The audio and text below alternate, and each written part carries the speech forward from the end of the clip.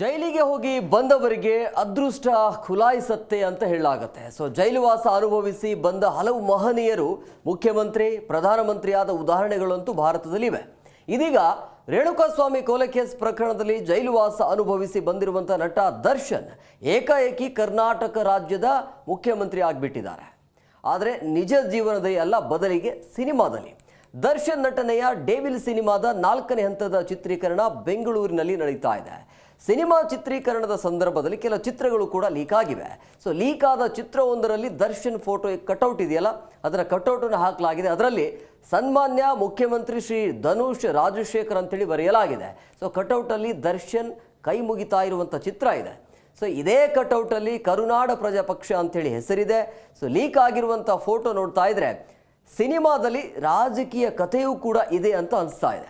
ಅಥವಾ ಸಮಾಜಘಾತುಕ ಶಕ್ತಿ ಆಗಿದ್ದವನೇ ಹಣಬಲದಿಂದ ಸಿಎಂ ಆಗುವ ಕತೆ ಇರಬಹುದು ಅನ್ನುವಂಥ ಅನುಮಾನ ಕೂಡ ಇದೆ. ಒಟ್ಟಿನಲ್ಲಿ ಏನೇ ಆಗಲಿ, ಕೊಲೆ ಪ್ರಕರಣದ ಆರೋಪಿ ದರ್ಶನ್ ಸಿನಿಮಾದಲ್ಲಿ ಕರ್ನಾಟಕದ ಸಿಎಂ ಆಗಿದ್ದಾರೆ, ಕರ್ನಾಟಕದ ಮುಖ್ಯಮಂತ್ರಿ ಆಗಿದ್ದಾರೆ ನಟ ದರ್ಶನ್.